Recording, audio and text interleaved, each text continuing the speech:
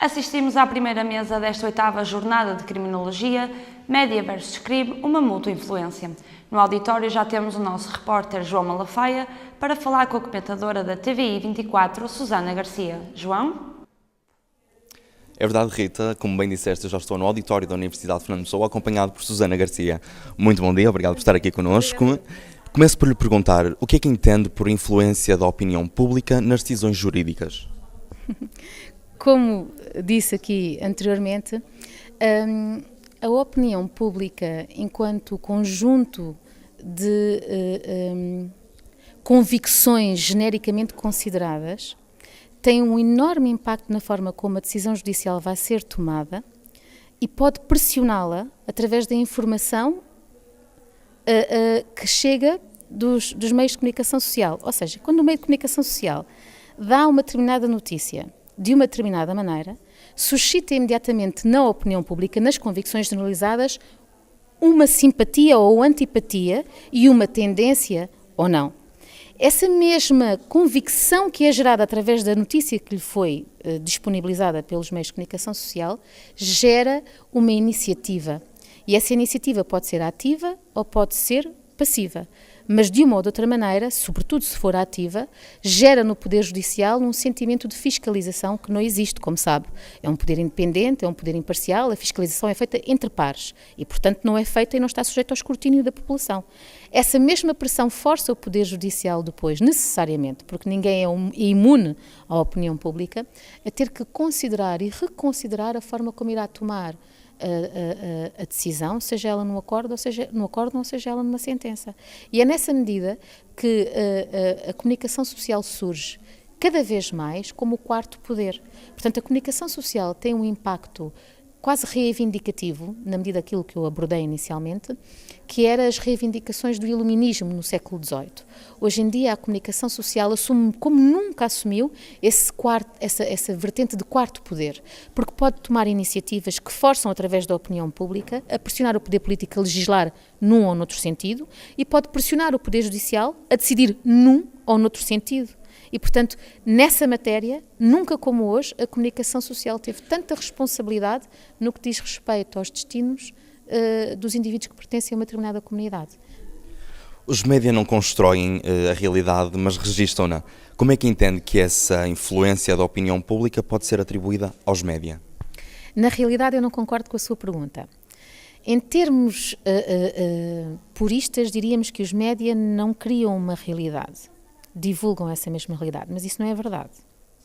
Porque alguns meios de comunicação social criam a notícia. E isso é extremamente fácil quando nós olharmos para uma notícia e decidimos e optamos conscientemente, não sei se por negligência ou por dolo, mas sobretudo o mais grave em caso de dolo, dar este elemento e este elemento. E estes dois elementos descontextualizados de todos os outros gera necessariamente uma tendência opinativa por parte da opinião pública. E nessa matéria eu discordo consigo quando diz que não criam, veiculam. Essa deveria ser, de facto, a forma de fazer comunicação social. Veicular a informação, dizer onde, quando, como, quem. E afastar-se e despir-se de juízos valorativos. Mas não é isso que acontece e, sobretudo, quando a ânsia e há uma pressão muito grande do editor, com o fluxo enorme de notícias que chegam, o editor tem que selecionar a notícia que entende que é de facto mais importante para a comunidade.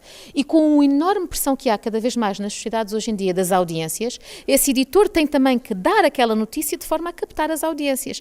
Estes dois condicionalismos e, sobretudo, o último, geram necessariamente algum tipo de comunicação social que não é digna dos pressupostos que assentam, dos pressupostos nobres, aliás, de fiscalização dos órgãos de comunicação social, que assistem aos órgãos de comunicação social, e, portanto, por isso é que eu discordo e acho que, de facto, a comunicação social que cria erradamente uma realidade e que isso tem um impacto muito grande e profundo na forma depois como a sociedade irá reagir, o poder legislativo, no âmbito do poder político, irá também a acionar e também a decisão judicial irá ser veiculada por parte dos órgãos judiciais.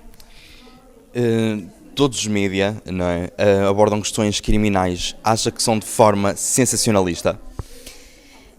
Eu não acho que todos os mídia abordem questões criminais de forma sensacionalista. E também não acho que abordar o crime tenha que ser necessariamente sensacionalista só porque abordou uma questão de crime. Mas é verdade que a abordagem de algo que coloca em causa o nosso sentimento de segurança, e não há nada que coloque mais em causa o nosso sentimento de segurança do que um crime, e é verdade que a abordagem do evento criminal, para ganhar mais audiência, que é um fator muito importante, como eu disse anteriormente, tem que ser veiculado de forma a captar a atenção, porque 4 canais televisivos, por exemplo, a veicularem a mesma notícia, para um ter audiência tem que ter alguma coisa mais para puxar a atenção do telespectador, se for o caso da comunicação social televisiva.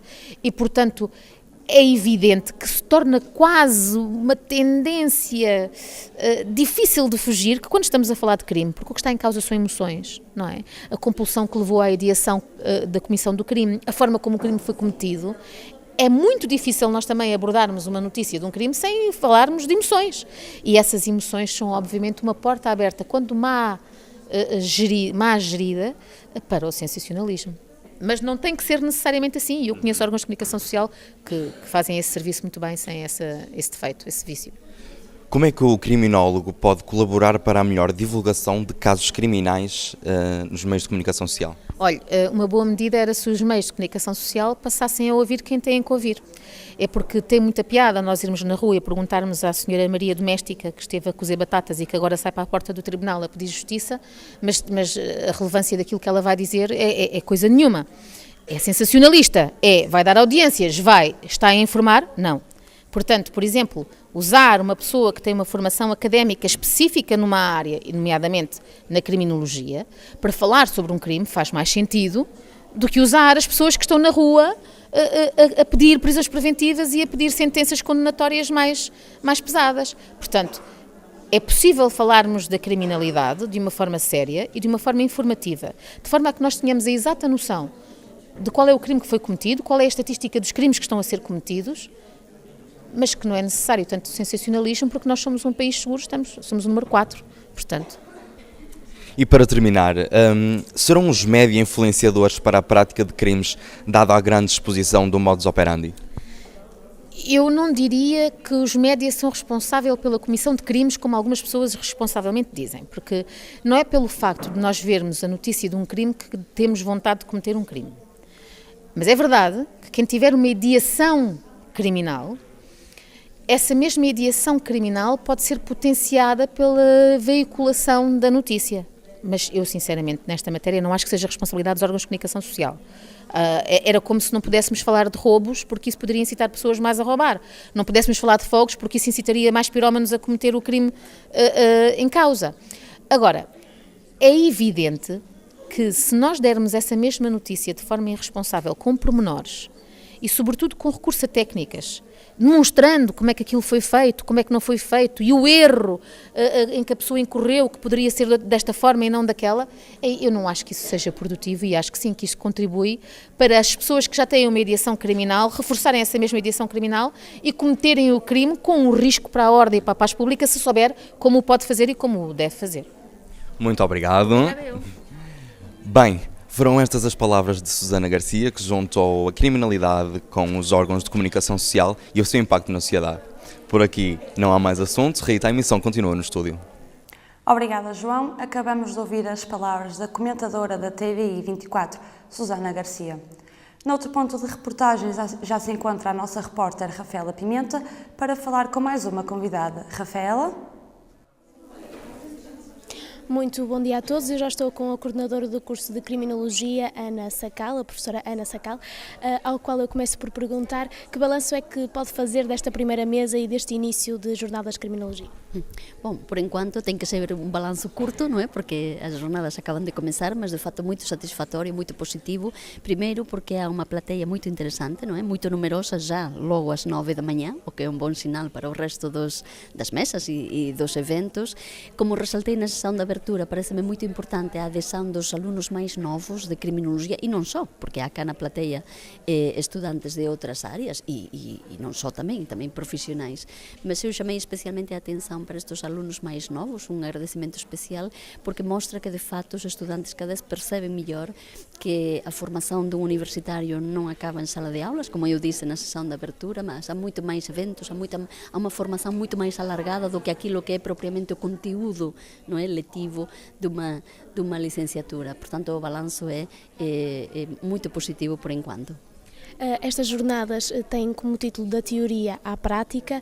O que é que podemos esperar dos temas que vão ser abordados aqui nestas jornadas, nesta edição? Bem, um dos aspectos que mais preocupa e que mais intriga aos estudantes, não é, de criminologia é que de fato eles recebem uma formação teórica muito sólida, não é, cá na universidade, mas que mantenham sempre muito as dúvidas em relação às questões mais práticas e, portanto, a ideia do título também é permitir-lhes perceber essa ligação entre aquilo que eles estão a aprender e que forma parte do conhecimento de um criminólogo com aquilo que depois na prática eles vão poder desenvolver no terreno, não é? É importante desmitificar algumas áreas, não é, mais ligadas aos CSIs, etc. Mas também é muito importante nesta relação da teoria com a prática abrir-lhes os olhos para muitas áreas que eles não estão nem sequer a imaginar, se calhar, não é? Temos uma ideia da prática profissional do criminólogo muito limitada ao terreno e aos aspectos mais diretamente vinculados com o delito, quando há de fato muitas outras áreas em que eles fazem todo o sentido, não é? Como bem dizia o Sr. Reitor, com toda a razão, toda a área da prevenção é uma área em que o criminólogo faz todo o sentido, não é? E para os estudantes às vezes é uma área difícil de entender, não é? Só quando chegam ao final, ao estágio e ao terreno, que percebem que o seu papel é fundamental nesse aspecto. Daí o título, não é? Para ligar o que eles sabem ou vão ficar a saber com aquilo que eles vão poder fazer depois. Muito obrigada, professora. Terminamos assim a nossa entrevista com a coordenadora do curso de Criminologia. A emissão continua no estúdio. Obrigada, Rafaela. De seguida voltamos para a segunda mesa destas jornadas. O papel do criminólogo nas instituições continua a acompanhar.